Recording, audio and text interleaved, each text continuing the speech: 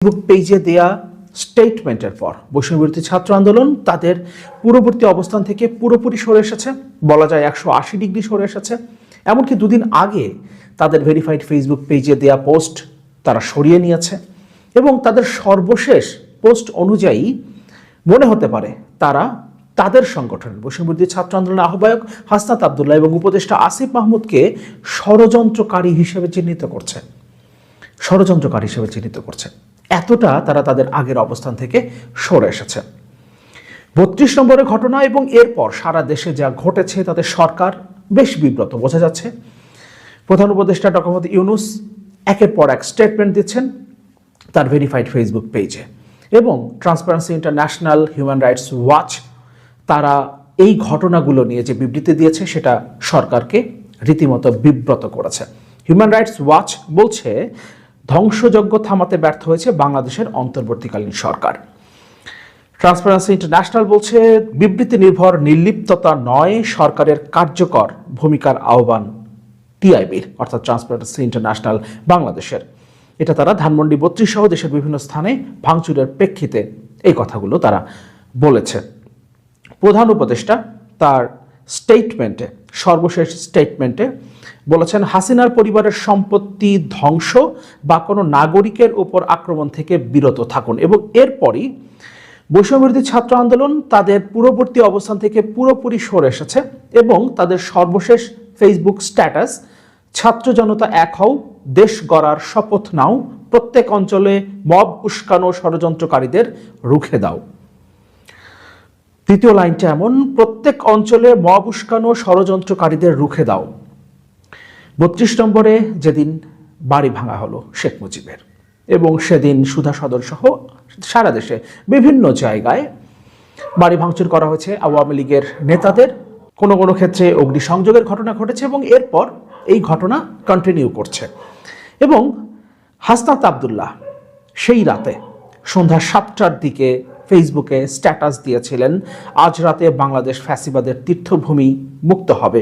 এরপর তিনি আরেকটা ফেসবুক স্ট্যাটাস দিয়েছিলেন যেখানে তিনি লিখেছিলেন ফ্যাসিবাদ পতনের পক্ষে যারা ছিল না আজকে তাদের চিনে রাখুন। অর্থাৎ 32 নম্বর সহ সারা দেশে যে বাড়ি ভাঙচুর করা হয়েছে শেখ মুজিবের 32 নম্বরের বাড়ি এবং সারা দেশে আওয়ামী লীগের নেতাকর্মীদের বাড়িতে যে ভাঙচুর চালানো হয়েছে, অগ্নিসংযোগ করা হয়েছে, সেগুলোর পক্ষে যারা ছিলেন না তাদেরকে তিনি ফ্যাসিবাদ পতনের বিপক্ষের শক্তি হিসেবে উল্লেখ করেছিলেন তার ফেসবুক স্ট্যাটাসে। কিন্তু তিনিও তার সর্বশেষ ফেসবুক পোস্টে লিখেছেন রিবিল্ড বাংলাদেশ, অর্থাৎ বৈষম্যবিরোধী ছাত্র আন্দোলন যেটা বলার চেষ্টা করেছে ছাত্র জনতা এক হও, দেশ গড়ার শপথ নাও, প্রত্যেক অঞ্চলে মব উস্কানো ষড়যন্ত্রকারীদের রুখে দাও। এবং আমাদের নিশ্চয়ই মনে আছে উপদেষ্টা আসিফ মাহমুদ তার ফেসবুকে সেই রাতে পোস্ট করেছিলেন উৎসব হোক, অর্থাৎ তিনিও 32 নম্বরে যে ঘটনাটা ঘটেছে তার পক্ষে ছিলেন।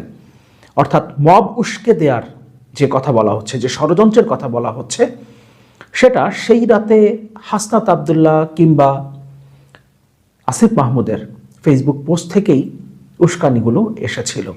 তাহলে এখন বৈষম্যবিরোধী ছাত্র আন্দোলন কি উস্কানিদাতা হিসেবে কিংবা ষড়যন্ত্রকারী হিসেবে হাসনাত আবদুল্লাহ এবং আসিফ মাহমুদকে চিহ্নিত করছে? নিঃসন্দেহে সেটা তারা করতে চাইছে না, কিন্তু তাদের ফেসবুক পোস্ট অনুযায়ী এখন আমরা সেটাই ধরে নিতে পারি। এবং আরেকটা উল্লেখযোগ্য বিষয় হলো তারা তাদের ভেরিফাইড ফেসবুক পেজ থেকে, বৈষম্যবিরোধী ছাত্র আন্দোলন তাদের ভেরিফাইড ফেসবুক পেজ থেকে সেই রাতে দিয়ে একটা পোস্ট সরিয়ে নিয়েছে, অর্থাৎ তারা তাদের আগের অবস্থান থেকে পুরোপুরি সরে গেল। সেখানে খুব সংক্ষেপে দুটো শব্দ তারা লিখেছিল, বিপ্লবীরা প্রস্তুত তো। সেখানে হাতুড়ির ছবি ছিল, সেখানে কুড়ালের ছবি ছিল। এই ছবিগুলো দিয়ে তারা বিপ্লবীদের প্রস্তুত থাকার কথা বলেছিল, কিন্তু এই পোস্টটা সম্ভবত তারা তাদের ভেরিফাইড ফেসবুক পেজ থেকে সরিয়ে নিয়েছে, কারণ আমি যখন ওটা চেক করতে গেলাম আজকে তখন সেটা সেখানে আর পাইনি। তার মানে প্রধান উপদেষ্টা ডক্টর মোহাম্মদ ইউনূসের স্টেটমেন্টের পর বৈষম্যবিরোধী ছাত্র আন্দোলন তাদের আগের অবস্থান থেকে পুরোপুরি সরে গেছে এবং তাদের সর্বশেষ ফেসবুক পোস্ট অনুযায়ী মনে হতেই পারে হাসনাত আবদুল্লাহ এবং আসিফ মাহমুদকে তারা এখন ষড়যন্ত্রকারী হিসেবে উল্লেখ করছে, তারা উস্কানিদাতা হিসেবে উল্লেখ করছে। প্রধান উপদেষ্টার ভেরিফাইড ফেসবুক পেজে এর আগে যে স্টেটমেন্টটা দেওয়া হয়েছিল সেখানে বলা হয়েছিল অন্তর্বর্তী সরকার নাগরিকদের জানমালের নিরাপত্তা রক্ষায় প্রস্তুত। কোনো ধরনের উস্কানিমূলক কর্মকাণ্ডের মাধ্যমে দেশকে অস্থিতিশীল করার চেষ্টা করা হলে দায়ী ব্যক্তি ও গোষ্ঠীর বিরুদ্ধে আইন শৃঙ্খলা বাহিনী তাৎক্ষণিক কঠোর ব্যবস্থা নেবে এবং দোষীদের বিচারের মুখোমুখি দাঁড় করাবে। বৈষম্য বিরোধী ছাত্র আন্দোলন তাদের ভেরিফাইড ফেসবুক পেজ থেকে বিপ্লবীরা প্রস্তুত এই পোস্টটা সরিয়ে নেওয়ার মাধ্যমে নিজেরাই প্রমাণ করেছে যে সেই রাতে তারা উস্কানিদাতার ভূমিকায় ছিল। তাদের বিরুদ্ধে সরকার কি কোনো ব্যবস্থা নেবে? বলা হয়েছিল তাৎক্ষণিকভাবে ব্যবস্থা নেওয়া হবে এবং বলা হয়েছিল ভাঙচুর এবং আগুনের চেষ্টা প্রতিহত করা হবে। সরকার কি প্রতিহত করার চেষ্টা করছে? বিবৃতি একের পর এক দেওয়া হচ্ছে সরকারের পক্ষ থেকে। সরকারের প্রধান উপদেষ্টা তার ভেরিফাইড ফেসবুক পেজে একের পর এক স্টেটমেন্ট দিচ্ছেন, কিন্তু কার্যকর কোনো পদক্ষেপ কি নেওয়া হয়েছে? এবং তারা যেটা করবেন বলে সেখানে উল্লেখ করেছেন সে ব্যাপারে তারা কি কোনো ভূমিকা নিয়েছেন? এখন পর্যন্ত সে ধরনের কোনো ভূমিকা নেওয়া হয়নি। আমি আমার আগের ভিডিওগুলোতে বলেছিলাম 32 নম্বর এবং তার পরবর্তী যে ঘটনাগুলো ঘটেছে সেই ঘটনাগুলো ঘটার প্রেক্ষিতে আমি আমার আগের ভিডিওগুলোতে বলেছিলাম, যেটা হয়তো অনেকেরই পছন্দ হয়নি, কিন্তু সেখানে আমি বলেছিলাম এই ঘটনাগুলো সরকারকে বিব্রত করবে এবং আমরা শেখ হাসিনার হাতে, আওয়ামী লীগের হাতে, ভারতের হাতে অনেকগুলো টুলস, অনেকগুলো ইনস্ট্রুমেন্ট তুলে দিচ্ছি। ছাত্র জনতাকে তারা নিপীড়কের ভূমিকায় প্রমাণ করার চেষ্টা করবে সারা পৃথিবীতে।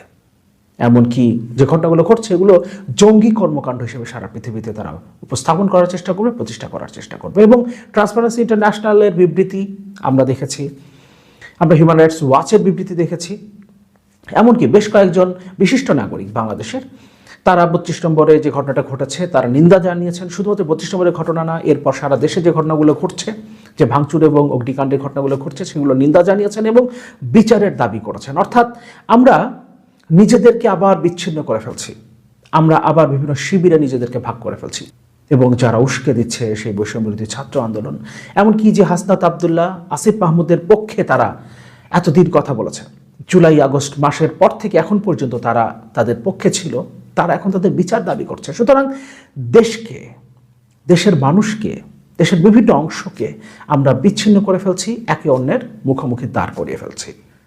এই কথাগুলো আমি আমার আগের ভিডিওগুলোতে বলার চেষ্টা করেছি, কিন্তু হয়তো আমি সেভাবে বোঝাতে পারিনি, এ কারণে হয়তো সেই বিষয়গুলো আপনাদের পছন্দ হয়নি। কিন্তু সরকারকে এই মুহূর্তে বিব্রত করা যাবে না, আন্তর্জাতিক বিশ্বে প্রশ্নের সম্মুখীন হতে হবে সরকারকে। এই পরিস্থিতি তৈরি করা যাবে না, কারণ এটা অন্তর্বর্তীকালীন একটা সরকার। ফলে এই ধরনের বিব্রতকর পরিস্থিতি তৈরি হলেই বরং সরকার বাধ্য হবে ক্ষমতা ছেড়ে দিয়ে একটা নির্বাচন দিয়ে, তারা কোনো রকম একটা নির্বাচন দিয়ে ক্ষমতা ছেড়ে দিয়ে তারা বাধ্য হবে। সেক্ষেত্রে আমরা নতুন করে আবার একটা অনিশ্চিত ভবিষ্যতের দিকে এগিয়ে যাব, সেটা নিশ্চয়ই আমরা চাই না। আমরা চাই যৌক্তিক সংস্কারের পর বাংলাদেশে একটা নির্বাচন আয়োজন হোক। যতটুকু সংস্কার প্রয়োজন ভবিষ্যতে যাতে বাংলাদেশে আবারও স্বৈরাচার মাথাচাড়া দিয়ে না উঠতে পারে, তার জন্য যতটুকু সংস্কার প্রয়োজন সেটা হোক এবং তারপরেই নির্বাচনের মাধ্যমে জনগণের সরকার প্রতিষ্ঠিত হোক।